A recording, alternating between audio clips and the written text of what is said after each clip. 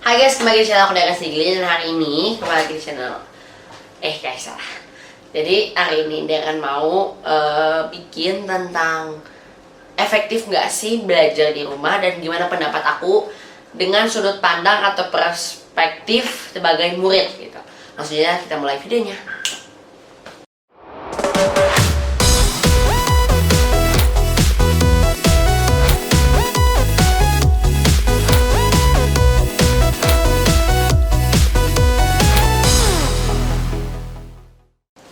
Nah, konon katanya pemerintah akan memperpanjang belajar di rumah hingga akhir tahun.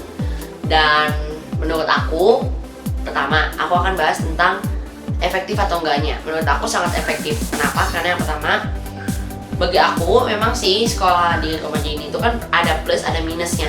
Cuman kalau menurut aku banyak plusnya sih dibandingin minusnya. Kita bahas dari minusnya dulu deh, karena minusnya lebih sedikit. Minusnya itu kita nggak bisa bersosialisasi. Misalnya nggak bertemu langsung gitu maksudnya.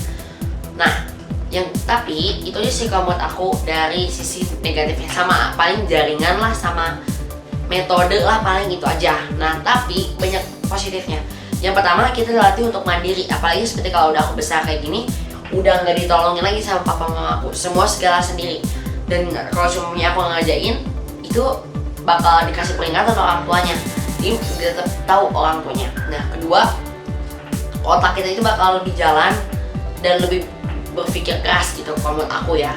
Karena kita harus mengerti materi sendiri tanpa ada yang menjelaskan secara dalam gitu. Jadi kayak nggak dikasih makan gitu. Jadi kayak maksudnya nggak dijejelin makan gitu. Jadi kita harus makan sendiri gitu istilahnya, kayak gitu.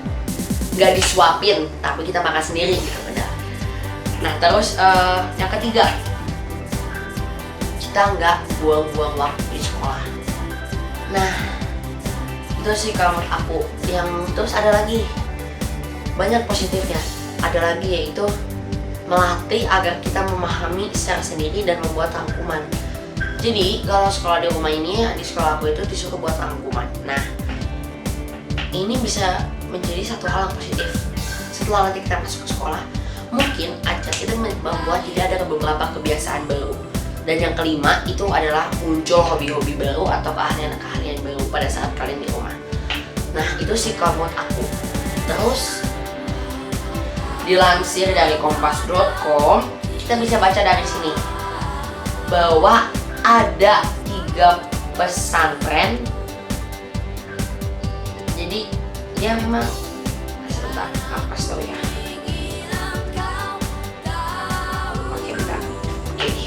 Jadi sekarang ini kan lagi ramai bahwa ada pesantren yang dibuka dan ternyata ada COVID sebanyak 3 orang.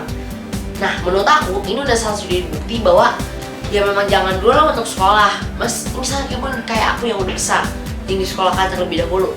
Ya tetap teman-teman, aku aja gatel kalau pakai masker. Apalagi nanti kalau semuanya sekolahnya aku pakai face shield gitu. Sedangkan ya mungkin memang aja sih, karena kalau pakai masker kan kalau keringetan tuh gatel. Mungkin kan di sekolah kan pakai AC, mungkin di sekolah pakai kipas, jadi nggak akan terlalu panas. Sekarang kalau menurut aku lebih setuju di kelas nggak pakai AC dan nggak pakai kipas, dibuka aja. Tapi kalau aku sekolah ini benar-benar tertutup, jadi kayak benar-benar pintu cuma sedikit, jendela juga cuma sedikit gitu. Kalau nggak pakai AC itu udah panasnya panas pol. Aku pernah ngalamin 1 hari tanpa AC karena mati lampu. Bener panas. Wah panasnya itu. Sampai akhirnya aku belajar di luar kelas selama mati lampu itu. Gimana dengan kita yang sekarang ini? Harus pakai masker, harus pakai face shield, kadang kita pingsan. Karena perlu teman-teman tahu ya, kalau kita pakai masker, kita pakai face shield itu menurut aku ya itu sangat ngap banget. Jadi aku jangan dulu lah gitu untuk masuk. Dan aku setuju banget sama pemerintah. Bukan karena aku malas untuk seperti itu, tapi aku juga jujur kangen sama teman-teman aku. Cuman kayak ya aku juga jadi mikir lagi gitu, kayak kalau nanti aku masuk, aku tiba-tiba kena COVID, sedangkan aku itu tinggal sama popo aku, sama mama aku, sama papa aku, sama adik aku, dan banyak orang di sini di lingkungan ini, gimana? Nah itu sih yang aku pikirkan selama ini. Lalu yang ketiga, gimana sih menurut kamu cara yang lebih efektif untuk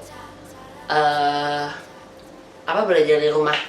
Nah jadi menurut aku cara yang paling efektif itu sebenarnya dengan video pembelajaran dan tugas-tugas sih sebenarnya, dan materi yang jelas betul. Ya, jadi sebenarnya menurut aku nggak perlu lah pakai zoom. Kenapa? Karena ini kan menurut aku ya, karena aku yang merasakan di sini, apalagi aku tinggal di daerah itu sinyal sangat sulit. Jadi sehingga pada saat yang penting kadang-kadang aku mati ketinggalan dan aku harus mengulang lagi pelajarannya. Nah, sehingga kalau buat aku video aja pembelajaran, terus kalau nggak kirim dalam bentuk materi atau judging material dan lain-lain. Paling itu aja sih yang bisa aku sampaikan, dan aku juga mau bacain beberapa, kayaknya baru ada beberapa deh tadi karena aku baru post. Ya, aku bacain ya. Jadi ternyata aku pengen bacain ini story aku. Nah ini.